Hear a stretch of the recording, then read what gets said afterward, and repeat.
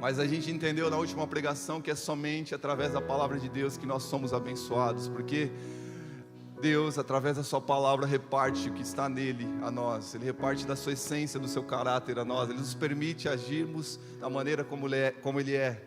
E eu terminei a pregação declarando uma frase que diz que um homem de Deus não tem a palavra como opção a ser seguida em sua vida, mas a tem como a razão de sua vida. E hoje eu quero falar para vocês sobre o fundamento oração. Quero falar sobre oração. Diga comigo, oração. É algo bem lindo que o Senhor falou no meu coração nesses dias. E eu confesso para vocês que eu não consegui sair do livro de Gênesis. Deus tem falado profundamente comigo através dos 3, 4, 5 primeiros capítulos do livro de Gênesis. E eu tentei fugir desse livro para falar sobre oração. Pensei nos evangelhos, na vida de Jesus. Mas Deus falou, não, eu quero que você pregue sobre oração olhando para Gênesis. Eu falei, então, beleza, então fala. Eu não sabia nem por onde começar, nem de onde partir, nem de que ideia ter. E o Senhor começou a trazer coisas ao meu coração. Mas antes de começar a falar sobre este tema, eu quero cantar uma canção que eu gosto bastante, para que o Espírito Santo possa trabalhar e mexer os nossos corações também. A gente vai falar nessa noite sobre algo que é essencial para a nossa vida como cristão. E que você entenda isso, que você deixe o teu coração preparado, amém? Para essa verdade, amém? Oh, aleluia, Jesus. Quando a música esmurece, vocês conhecem? E o resto desaparece. Cante então.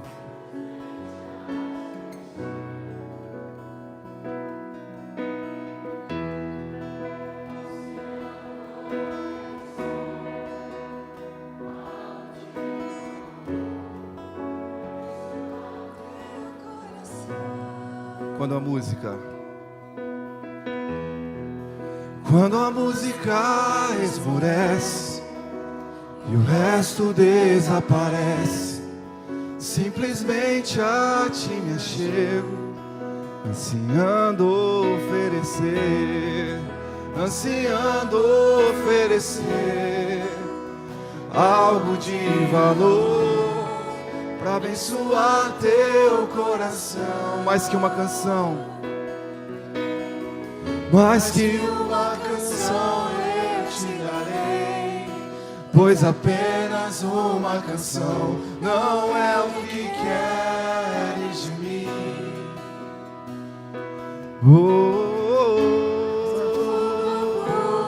Custa, Senhor, do que os olhos podem ver.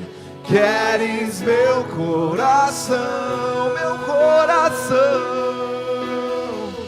Estou voltando à essência da adoração, e a essência és tu, a essência és tu, Jesus.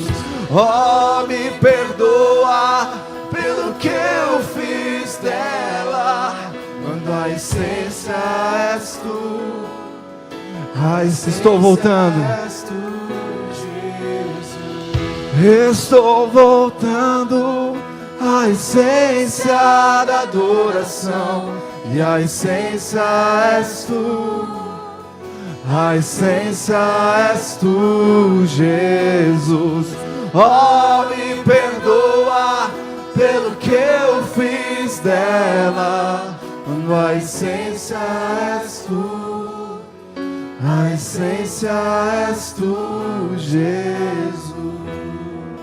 Quando a música esmurece e o resto desaparece, simplesmente a ti me achego. Quando a música esmurece e o resto desaparece, simplesmente a ti me achego. Quando a música esmurece e o resto desaparece, simplesmente a ti me achego. Senhor, Tu és suficiente para nós. Mesmo que tudo caia ao nosso redor, Pai, mesmo que tudo desapareça, nós, Senhor, queremos nos achegar a Ti, Jesus, porque Tu és suficiente para nós, Jesus. Tua presença é suficiente para nós, em nome de Jesus. Amém. Glória a Deus. Glória a Deus. Você pode aplaudir ao Senhor?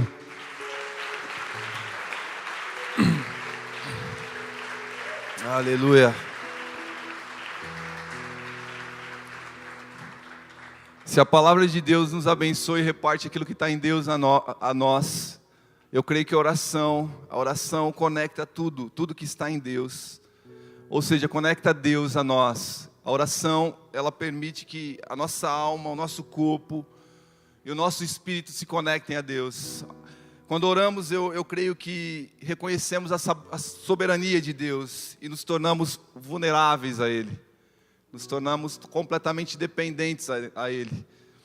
A palavra orar significa, no latim, vem uma palavra do latim que significa, de orare, significa falar, rogar, invocar.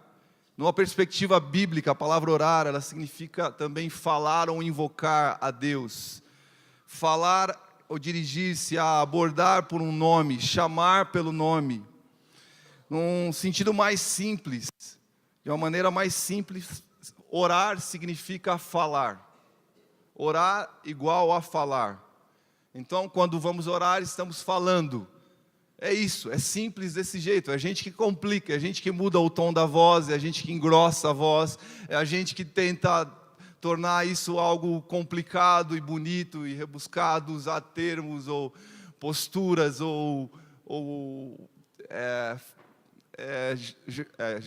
jargões, né? Jargões religiosos. Ô Pai, ô meu Pai. Quem fala isso? Vocês conhecem esse cara, né? As pessoas acabam complicando a oração, mas diga assim comigo: orar é falar, falar é orar. Orar é falar com Deus. Numa perspectiva cristã, orar, falar com Deus. Em Gênesis capítulo 4, versículo 26, você pode abrir a tua Bíblia, a gente vai ficar basicamente em alguns versículos de Gênesis capítulo 1, talvez o 2, 4, 5, a gente vai trilhar nesses capítulos e eventualmente vamos citar outros textos para fundamentar aquilo que eu tenho para falar nessa noite. Mas Gênesis capítulo 4, versículo 26, a palavra diz: também a Sete nasceu um filho, a quem deu o nome de Enos. Nessa época, diga comigo assim, começou-se a invocar o nome do Senhor. Nessa época, começou-se a invocar o nome do Senhor. É aqui que você encontra a primeira menção de uma palavra que remete à oração na Bíblia. É a primeira vez que a Bíblia cita a respeito de oração, uma palavra que remete à oração, porque orar também significa invocar. Começou-se a invocar o nome do Senhor. Enos, esse versículo cita Enos. Na época de Enos, começou-se a invocar o nome do Senhor. Enos vem da linhagem de Sete, o filho da compensação. Sete significa compensação, Enos significa homem. A gente já falou aqui na mensagem anterior, em Gênesis capítulo 1, versículo 28, que quando Deus criou o homem, Ele abençoou o homem.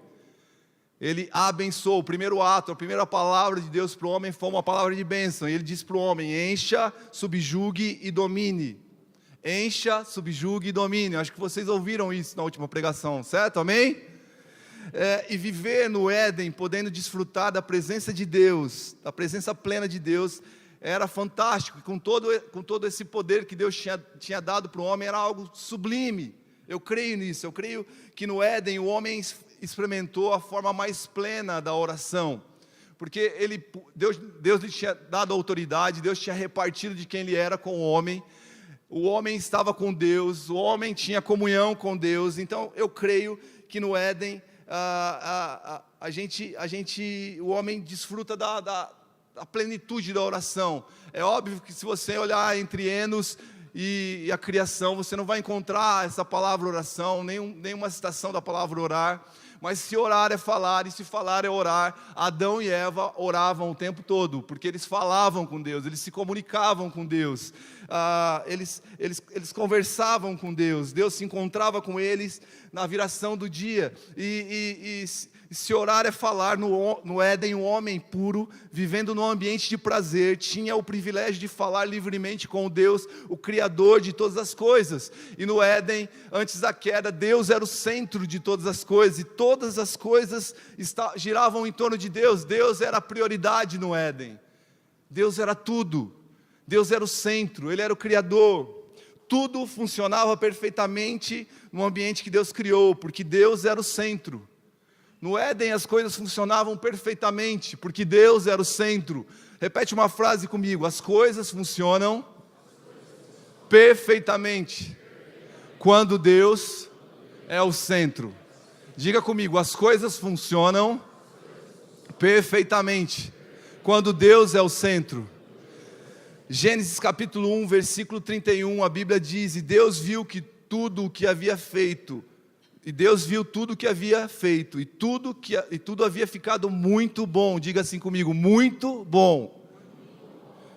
Passaram-se a tarde e a manhã, e esse foi o sexto dia. Deus viu tudo o que havia feito, e tudo havia ficado muito bom. Se você pega o significado da palavra muito e bom, a palavra muito aí significa abundância, grande quantidade, extremamente, grau elevado. Isso é só a palavra muito. A palavra bom significa excelente, próspero, amável, considerado valioso. Então Deus olhou para tudo que Ele tinha criado, e Ele viu que tudo estava abundantemente excelente, em grande quantidade de prosperidade, extremamente valioso. Havia um grau de amor em tudo que Ele tinha feito, porque tudo era muito bom. Agora eu quero te fazer uma pergunta: você gostaria de morar num ambiente como este? Você gostaria de estar num lugar como esse? Você gostaria de andar com um Deus Criador de todas as coisas, num lugar onde as coisas eram muito boas? E não foi Adão que disse isso, não foi Eva que disse isso, não foi a serpente nem um papagaio, foi o próprio Deus que viu que tudo o que Ele tinha feito era muito bom. Pode, agora pode. Ele está tentando aqui me pegar aqui, estou brincando. Desculpa aí, Jojo, a próxima vez eu fico mais parado. Agora sim. E além disso, o homem podia falar com o Criador de tudo isso, quando ele quisesse. Ele tinha livre acesso ao Criador, o poderoso, o Deus onipresente, onisciente, onipotente. Ele tinha acesso para falar com Ele quando Ele quisesse. Eu creio que nesse ambiente orar a Deus era algo fantástico.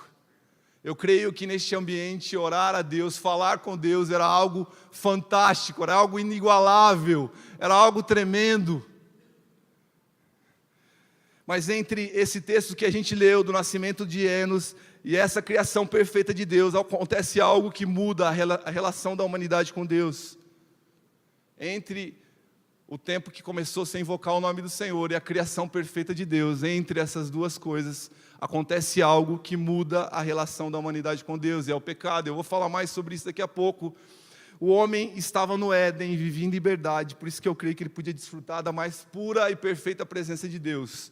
Não havia nada entre o homem e Deus. Olha o que a Bíblia diz em Gênesis capítulo 2, versículo 25.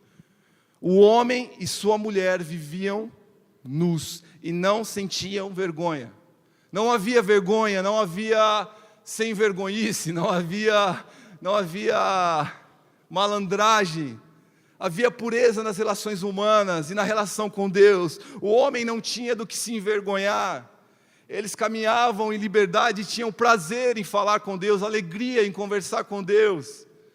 O homem estava centrado em Deus, vivendo plenamente a sua imagem e semelhança de Deus. Mas em Gênesis capítulo 3, o homem peca. O homem, ou a criação de Deus, desobedece. Ao invés de falar com Deus, decide falar com o diabo. Deus conhecia todas as coisas, todos os aspectos da criação podiam ser explicados diante da presença de Deus. Ao falar com Deus, todas as dúvidas eram esclarecidas, porque ao estar com Deus, tudo fazia sentido.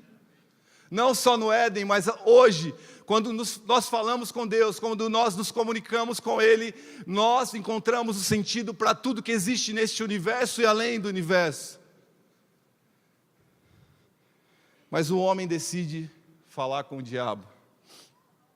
E é nessa hora que o pecado entra e corrompe a humanidade. E agora eu quero ler isso que Deus trouxe ao meu coração, porque eu creio que a oração, a partir deste momento, passa a ter uma nova definição, uma nova característica, uma forma de entendimento diferente do que antes da queda. E eu escrevi assim: eu creio que a partir deste acontecimento, a oração passa a não ser mais somente um ato de prazer e uma experiência fantástica, mas uma ação que traz Deus ao centro, numa posição prioritária em nossas vidas. Eu creio que a oração não é mais, depois da queda, um momento só algo prazeroso, algo fantástico, mas a oração, ela traz Deus ao centro de todas as coisas e coloca Ele na prioridade das nossas vidas. Eu vou explicar o porquê disso. Eu quero chamar aqui, pode vir o Estelo, vem cá o Douglas com seu penteado lindo, sempre bem penteado. Eu não sei como consegue ficar assim, cara. É muito bonito. Grisalho. George Clooney. Antes da criação,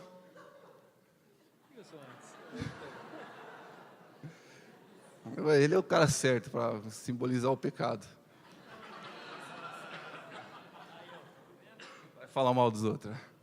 Antes da criação, fica aqui, Estela, pode sentar, senta que o pecado não entrou. Não havia nada entre o homem e Deus. O homem podia desfrutar da presença plena de Deus, caminhar pelo jardim e orar e falar. Se orar é falar, falar é orar. O homem podia orar constantemente com Deus, ou a Deus, ou com Ele aqui, trocando ideia, falando sobre projetos, sobre como as coisas aconteceriam ali no Éden.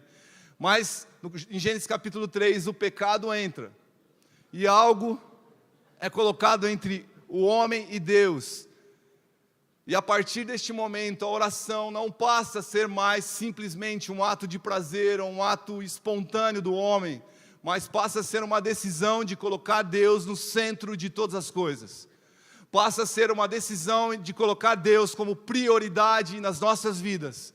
Quando eu oro, quando eu me conecto a Deus e entendo quem Ele é, quando eu me concentro em falar com o Criador de todas as coisas, eu estou tirando isso de lado e eu estou trazendo a ordem às coisas como elas eram antes.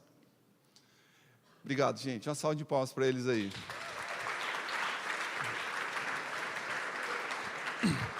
Diga assim comigo: orar é priorizar Deus, colocando no centro da minha vida.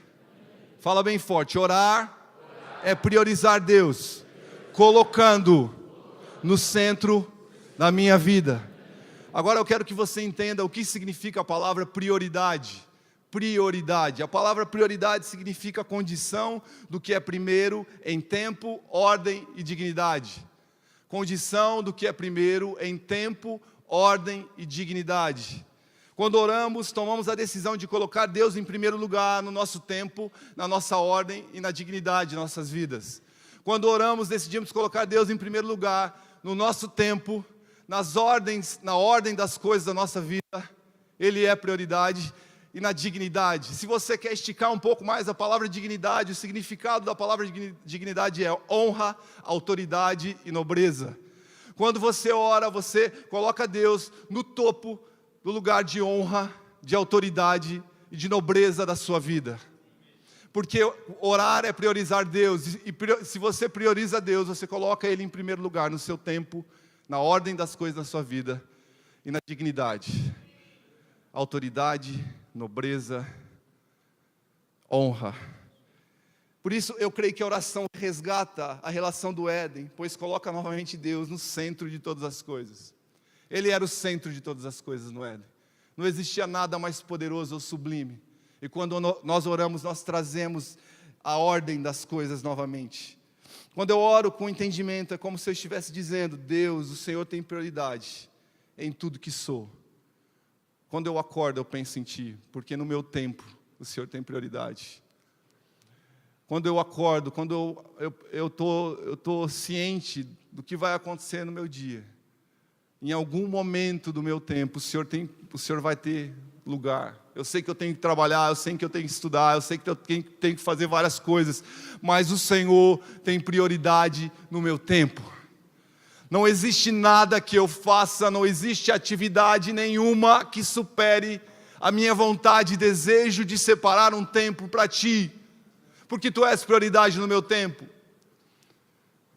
Tu és prioridade na ordem das coisas. O Senhor está no topo da lista de tudo que eu mais desejo nessa vida. Tu és o meu desejo número 1. Tu és o que existe mais digno na minha vida. Eu quero Te honrar. Tu és aquele que tem a posição maior de autoridade na minha vida. Mas para a gente entender um pouco mais esse conceito, o princípio de que orar é colocar Deus em primeiro, eu quero compartilhar com vocês o que acontece pós a queda. Pós a queda, Adão e Eva têm 2 filhos. Um se chama Caim, o agricultor, e outro Abel, o pastor de ovelhas. Caim, o agricultor, e Abel, o pastor de ovelhas. Abra a tua Bíblia lá em Gênesis capítulo 4, versículo 3 a 5. Gênesis capítulo 4, versículo 3 ao 5. Gênesis capítulo 4, 3, 4 e 5. Versículo 3. Passado algum tempo, Caim trouxe do fruto da terra uma oferta ao Senhor. Abel, por sua vez, trouxe as partes gordas das primeiras crias do seu rebanho. O Senhor aceitou com agrado Abel e sua oferta, mas não aceitou Caim e sua oferta. Por isso, Caim se enfureceu e o seu rosto se transtornou. No primeiro culto da história, onde os homens têm a oportunidade de terem um tempo com Deus e de trazer sua oferta para Deus, no primeiro culto da história, a oferta já é um problema, um pepino. Não é só hoje que as pessoas brigam ou reclamam para ofertar. Já era um problema. Caim e Abel foram ter um tempo com Deus e compartilhar de sua presença, e eles decidem levar uma oferta a Deus.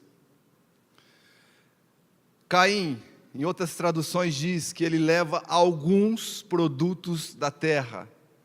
Ele leva alguns produtos da terra. Caim, ele vai à presença de Deus, o Criador de todas as coisas, aquele que fez tudo. Caim já tinha ouvido histórias do seu pai. Adão já tinha falado tudo que Deus tinha feito, e ele tem a oportunidade de chegar diante desse Criador de todas as coisas, para falar com Ele, para orar a Ele. Mas a Bíblia fala que ele leva algumas coisas. Eu quero que você se lembre do que a gente acabou de falar de prioridade em tempo, ordem e dignidade.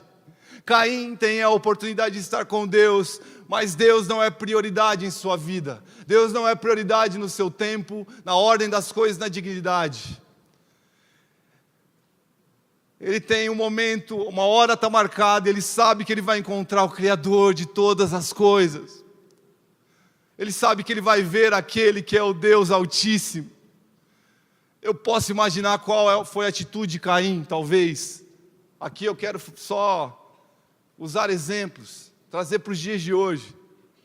Hoje eu estou corrido, eu vou encontrar Deus daqui a pouco, mas eu tenho tanta coisa para fazer, eu tenho terra para arar, semente ainda para lançar, eu vou levar as coisas, o que eu tenho aqui. Eu posso, fazer uma comparação com os nossos dias atuais. Tem culto hoje, meu Deus, vai correr, eu não vou no culto, deixa para outro dia, não, hoje eu não vou ler a palavra, eu estou tão cansado. Eu tenho tanta coisa, Deus, você vai entender. Eu tenho tanta coisa para resolver aqui embaixo, nesse mundo. E o Senhor vai entender, não dá, eu não vou conseguir fazer algo de qualidade para o Senhor. Não dá, sabe por quê? Sabe qual é a resposta de quem tem essa atitude? A resposta certa é que Deus não tem prioridade em tempo, em ordem e dignidade nas nossas vidas, muitas vezes. Caim leva algumas coisas para Deus. Sua oração não estava centrada em Deus. Deus não era a prioridade. Mas talvez as suas necessidades fossem o foco. Sua oração revela o que está dentro do seu coração. E no coração de Caim, Deus não era a prioridade. E a Bíblia fala sobre isso. Se você for lá para Judas, corre lá para Judas capítulo 1. Talvez você nunca abriu Judas, primeira vez da tua vida. Eu vou até deixar você abrir, então. Vai atrasar um pouco minha palavra, não pode abrir lá. Judas, você abriu a primeira vez na sua vida, Judas. Tem Judas na Bíblia.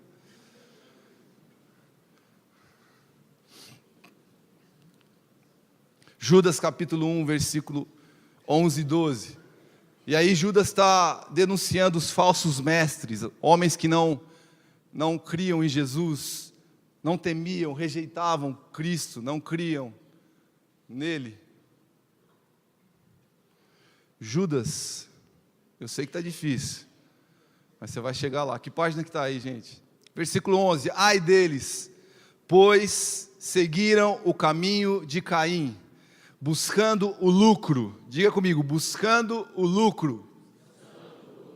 Não precisa continuar. Caíram no erro de Balaão e foram destruídos na rebelião de Corá. Não vou falar das outras histórias aí não, senão a gente vai perder muito tempo. Fica aí, vai pesquisar depois o que foi o erro de Balaão e a rebelião de Corá, tá? Versículo 12. Esses homens são rochas submersas nas festas de fraternidade que vocês fazem, comendo com vocês de maneira desonrosa. São pastores que só cuidam de si mesmos. Diga assim, são pastores que só cuidam de si mesmos. Duas frases importantes. Ai deles, pois seguiram o caminho de Caim, buscando o próprio lucro, buscando o próprio benefício, colocando como prioridade as suas vontades e os seus desejos, esquecendo que orar é trazer Deus para o centro de todas as coisas, colocando Ele como prioridade das nossas vidas. Quando Deus não é a prioridade da nossa oração, a nossa oração perde o valor. A nossa oração se torna vazia, oca, sem vida, porque ela não cumpre o propósito que Deus tem para ela. Em Gênesis capítulo 4, versículo 5 fala sobre isso. Mas Deus não aceitou Caim, em primeiro lugar Caim, porque o coração dele estava corrompido. Porque o que interessava para Deus era Caim, o seu coração. E depois a Bíblia fala, e sua oferta. Por isso Caim se enfureceu e seu rosto se transformou. Nesse momento da oferta, Caim e Abel estavam na mesma situação, ambos oprimidos, ambos envolvidos pelo pecado, como a gente mostrou aqui. Entre Caim e Abel, entre os dois estava o pecado. Entre Abel e Deus havia o pecado, entre Caim e Deus havia o pecado. Eles estavam na mesma condição. Havia um espírito contrário, havia algo contrário. Eles estão oprimidos pela mesma situação. Uma luta travada no coração destes dois homens, pois eles nasceram sob o pecado. Olha o que diz, eu não preciso abrir, eu vou só ler os versículos, são 4 versículos que eu vou ler, você só anote as referências por causa do tempo.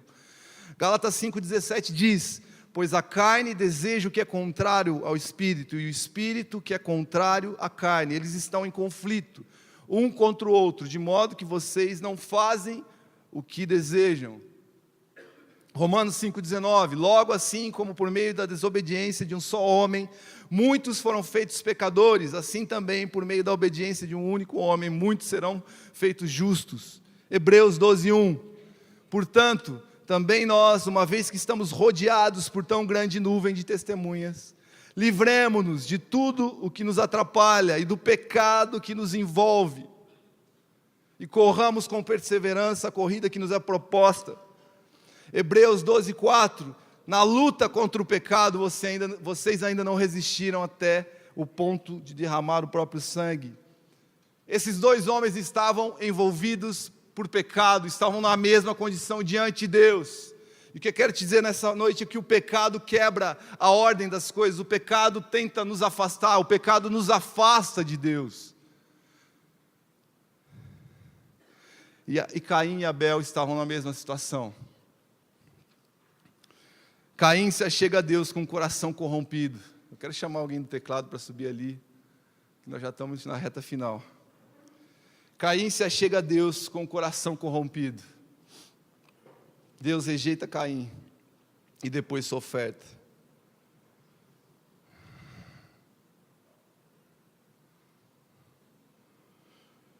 Gênesis capítulo 4, versículo 7. Você pode abrir em Gênesis capítulo 4, versículo 7, porque você vai ver que a sequência da história revela ainda mais o coração de um homem que não tinha Deus como centro de todas as coisas. A sua oferta revela o que estava no seu coração. Como Deus estava em sua vida. E a sequência da história só reforça onde Deus estava na vida de Caim. Então olha só o que está escrito ali em Gênesis capítulo 4, versículo 7. Se você fizer o bem, não será aceito. Mas se não o fizer, saiba que o pecado o ameaça a porta. Ele deseja conquistá-lo, mas você deve dominá-lo. Esse texto é a primeira menção da palavra pecado na Bíblia. A primeira vez que aparece a palavra pecado na Bíblia está em Gênesis capítulo 4, versículo 7. Deus abrindo os olhos de Caim, Deus exortando Caim: cuidado, o pecado jaz à porta. E a palavra pecado aí no hebraico, eu não sei a pronúncia correta, mas ela se escreve chatá, C-H-A-T-T-A, chatá. E o significado dessa palavra é errar, perda do direito, perder-se, afastar-se do caminho. A palavra pecado significa errar, perda do direito, perder-se, afastar-se do caminho. O pecado nos afasta do propósito de Deus e quebra a ordem das coisas. O pecado nos impede de nos conectarmos com Deus. O pecado atrapalha a nossa conexão plena e pura com a presença de Deus, porque ele nos afasta de Deus. Ele quebra o propósito original das coisas, ele quebra a ordem de Deus para as coisas. E a ordem de Deus é essa: que o homem viva em comunhão com Ele, que o homem seja um com Ele. Mas ao pecar, o homem quebra a ordem de todas essas coisas e traz um desajuste à sua vida. A sequência dos versículos vão falar que Caim se torna o primeiro homicida da história da humanidade. Ele assassina o seu irmão, ele mata o seu irmão e se torna o primeiro homicida, porque ele decide erradamente. Ele se afasta da presença de Deus. E a primeira atitude de Caim, depois que ele mata o seu irmão, não é falar com Deus, não é buscar, não é se arrepender, porque ele já podia ter feito isso em Gênesis capítulo 4, versículo 7. Não, ele não faz isso. Lá em Gênesis capítulo 4, versículo 16, diz que Caim, olha só o que a Bíblia fala. Então Caim afastou-se da presença do Senhor e foi viver na terra de Nod, a leste do Éden. Então Caim afastou-se do Senhor e foi viver em Nod. Sabe o que significa Nod? A palavra Nod ou Nod, sei lá como fala estranho aí, terra de fuga, vagar de um lugar para o outro, peregrinação, terra de fuga, vagar de um lugar para o outro, ou seja, instabilidade, peregrinação, andar sem sentido, sem propósito, andar sem meta.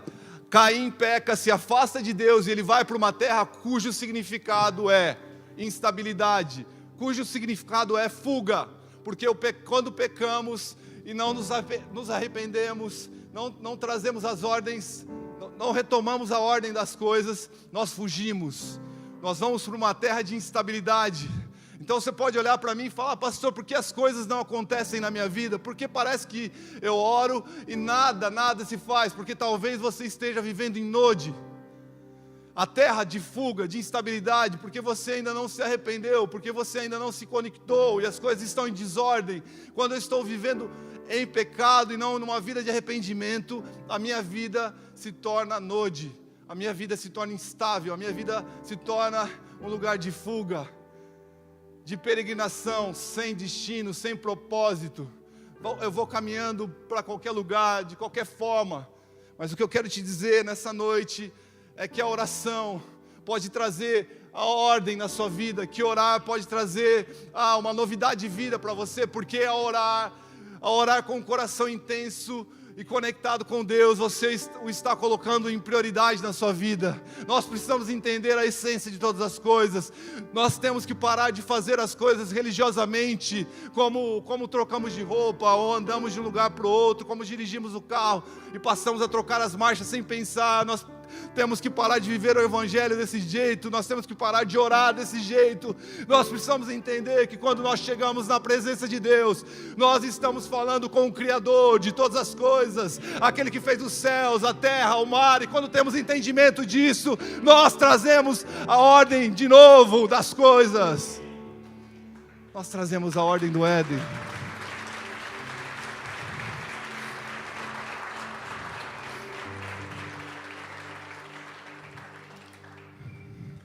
O pecado tira Deus do centro e coloca o homem no centro.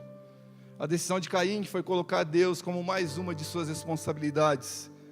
Deus não era a prioridade em sua vida. Por isso ele pecou. Por isso que ele errou.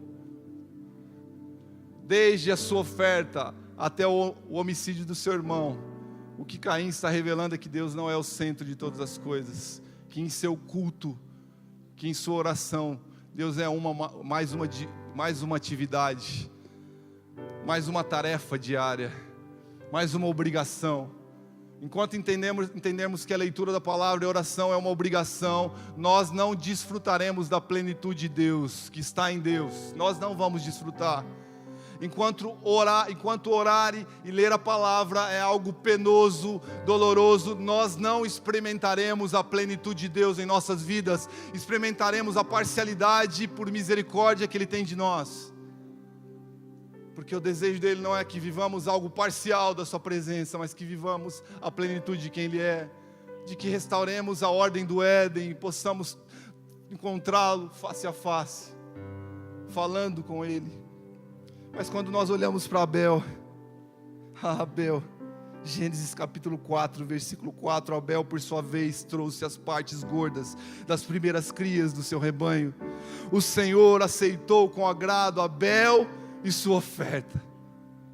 No culto de Abel, Deus era a prioridade. Ele restaura por meio de sua oferta a ordem das coisas. Ele estava vivendo a opressão do pecado, a dor de ser tentado, de ser levado por sua alma, por sua carne, mas ele decide por meio da sua oferta trazer a ordem das coisas novamente. Na sua oferta Deus é prioridade em tempo, em ordem, em dignidade. Eu fico pensando, Abel sabia que ia se encontrar com Deus assim como Caim, mas ele pensa, eu quero aqui só parafrasear Abel, pensando, hoje eu vou me encontrar com Deus. Meu pai contava as histórias sobre esse Deus, falou como Ele fez todas as coisas, como Ele criou o céu, como Ele criou os pássaros, como Ele criou as águas, como Ele criou os alimentos para que nós comêssemos. Nós pecamos sim. Meu pai contou essa história para mim, mas hoje eu vou encontrar o Criador de todas as coisas. Eu preciso oferecer o melhor que existe dentro de mim para Ele. Ele é tão grande e eu tenho o privilégio de me encontrar com Ele.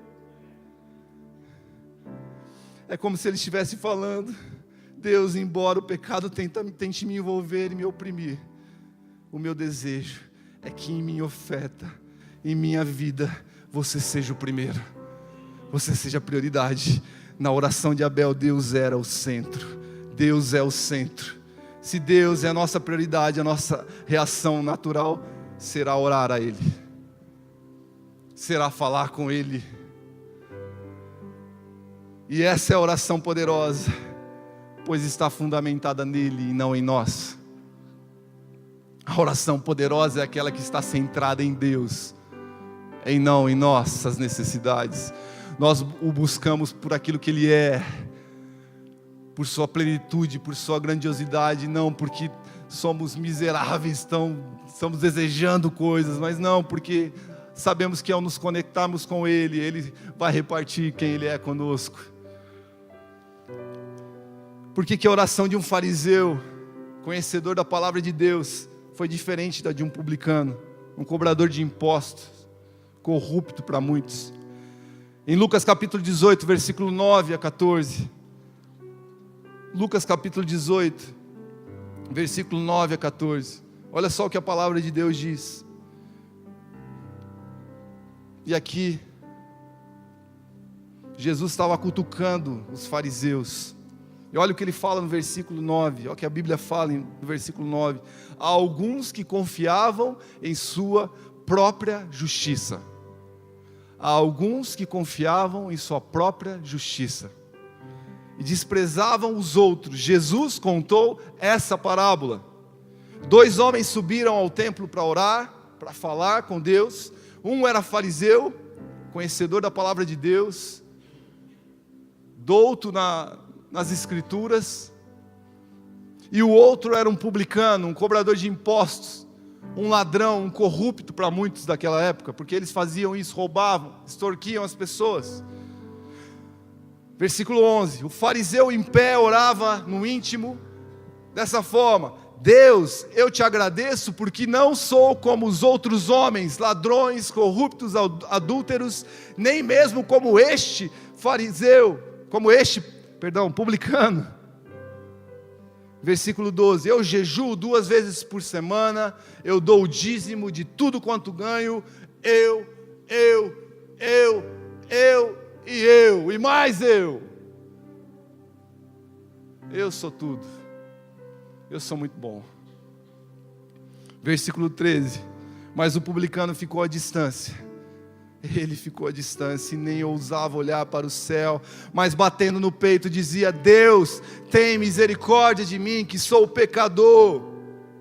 E eu lhes digo que este homem, não outro, foi para casa justificado diante de Deus, pois quem se exalta será humilhado, e quem se humilha será exaltado. Deus é o centro da oração deste publicano. Deus está no centro da oração deste homem. Quando Deus é o centro das nossas vidas, nosso desejo sempre será falar com Ele. Falar com Ele antes de tomarmos decisões importantes. Falar com Ele antes de falarmos com pessoas. Falar com Ele antes de falarmos com o líder de célula. Falar com Ele antes de falarmos com o supervisor. Falar com Ele antes de falar com o papai, com a mamãe. Falar com Ele antes de falar com Ele antes que as nossas emoções nos dominem. Falar com Ele antes que o pecado nos afaste dEle mesmo. Porque quando Ele está no centro de todas as coisas, a nossa reação natural sempre será falar com Ele. Se não falamos com Ele, precisamos falar com o papagaio, o periquito, o vizinho, meu papai, minha mamãe, meu titio, minha vovó. Estou falando diminutivo, porque muitos ainda precisam crescer, estão vivendo ainda a infantilidade do Evangelho, esperando que o corpo trema, que um anjo desça, que arrepia o pelo do teu braço. Deus pode fazer tudo isso, mas às vezes Ele não fará nada, e mesmo assim você vai caminhar, porque você tem certeza que Ele é o centro de todas as coisas.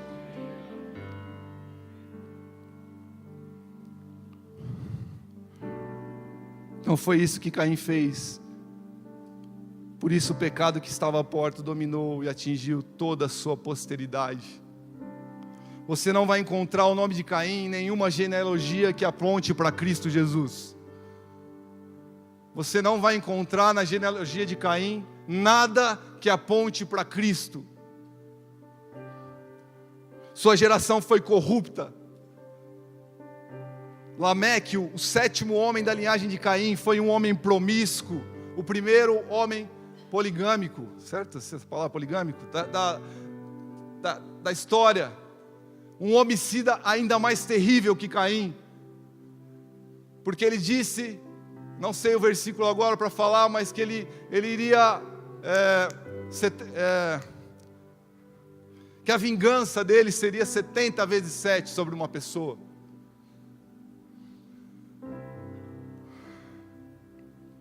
Um homem intolerante. Este foi Lameque, o 7º homem da linhagem de Caim. Se você começa a estudar os homens da linhagem de Caim, você vai ver a mesma história.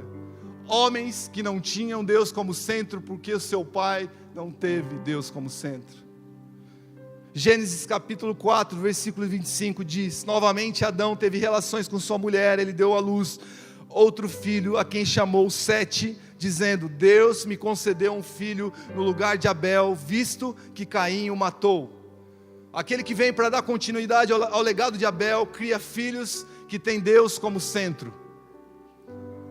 Abel é morto, mas vem Sete, o filho da compensação. E ao estudar a linhagem desses homens, você vai entender que esses homens, essa genealogia é diferente.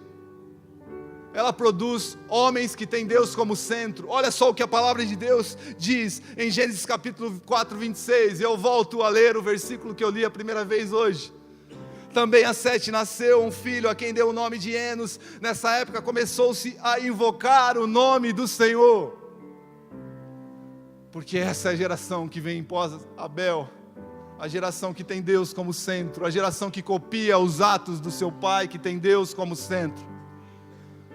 Nessa linhagem nasceram homens como Enoque. Gênesis capítulo 5, 23, 24. Olha o que diz em Gênesis 5, versículo 23 e 24. E foram todos os dias de Enoque 365 anos. E andou Enoque com Deus e não apareceu mais, porquanto Deus para si o tomou. Quero que os músicos subam aqui. E andou Enoque com Deus e não apareceu mais, porquanto Deus para si o tomou. Cara, eu sei que talvez sejam dias onde Deus não vai mais me tomar. Eu nem estou aqui falando que Deus me leve aqui. Eu quero ficar aqui com os meus filhos. Se Ele quiser me tomar, que me tome. Talvez Deus não vá arrebatar mais ninguém. Talvez Deus não vá levar mais ninguém, sugar aqui para cima. Mas o que eu tenho orado nesses dias é para que eu possa ouvir, para que eu possa viver na minha vida o que Enoque viveu, ao ponto de falar assim: oh Deus, e andou o Wagner com Deus e não apareceu mais. Os seus desejos não apareceram mais, as suas vontades já não são mais, as suas angústias não são mais, porque Deus é o centro da sua vida. E andou Estelo com Deus e não apareceu mais Estelo. Ele sumiu porque Cristo cresceu e ele tem diminuído, e Deus o tomou para si. Talvez você não vai ser arrebatado fisicamente, mas Deus pode te tomar para Ele, cara. Que esse seja o desejo do teu coração, que Deus te tome as tuas angústias, tome as tuas tristezas, tome os teus desejos carnais. E a oração tem a capacidade de fazer isso nas nossas vidas. Quando oramos, colocamos Deus no centro e nós estamos dizendo: Deus, toma a minha vida para Ti, Jesus. Toma tudo que eu sou para Ti, Deus. Gênesis capítulo 5, versículo 28 e 29. Outro homem da linhagem de Sete, aos 182 anos, Lameque gerou um filho, deu-lhe, e esse Lameque, é uma coincidência, tem o Lameque de Caim e o Lameque de Sete. O Lameque de Caim foi promíscuo, foi intolerante, foi assassino, mas o Lameque da linhagem de Sete foi o homem que gerou o único homem encontrado justo na terra, e o nome dele é Noé. O Lameque de Sete, cujo coração tinha Deus como centro, gera um filho que será usado por Deus para trazer a salvação sobre a terra, um homem que aponta para Cristo. E olha que a Bíblia fala: deu-lhe o nome de Noé e disse: Ele nos aliviará do nosso trabalho e do sofrimento das nossas mãos, causado pela terra que o Senhor amaldiçoou. Se você for para o Evangelho de Lucas, capítulo 3, versículo 23, abre lá, nós não vamos ler tudo. Lucas 3, 23.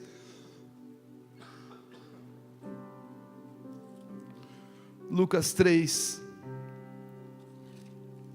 a gente vai ler o versículo 23.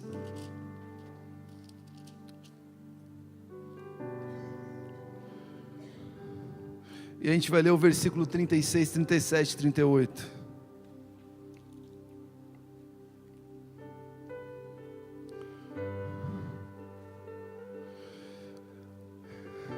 Versículo 23 de Lucas 3 diz: Jesus começou o seu trabalho quando tinha mais ou menos 30 anos de idade. Ele era, conforme pensavam, filho de José, que era filho de Eli. E aí vão traçando toda a genealogia de Jesus, até chegar lá no versículo 34, fala: Fala filho de Jacó, filho de Isaac, filho de Abraão, filho de Tera, filho de Naor, filho de Serug, filho de Reu, filho de Peleg, filho de Eber, filho de Selá, filho de Cainã, filho de Arpaxade, filho de Sem, filho de Noé, filho de Lameque, filho de Matusalém, filho de Enoque, filho de Jared, filho de Malael, filho de Cainã, filho de Enos, filho de Sete, filho de Adão, filho de Deus. Porque a genealogia de Abel, de Sete, que vem depois de Abel, aponta para Cristo, tem Cristo como centro de todas as coisas. A oração da família de Sete, de Enos, tem Cristo como centro de todas as coisas. E quando nós temos uma geração, quando nós temos um coração que coloca Deus como centro de todas as coisas, a nossa vida só pode apontar para um lugar, para Cristo. E se nossa vida aponta para Cristo, nossa vida aponta para aquilo que é eterno e que não está preso a esses dias. Uma geração que ora, invoca a Deus com entendimento, colocando no lugar certo, no lugar de prioridade, em tempo, ordem e dignidade. Queria que você ficasse em pé comigo.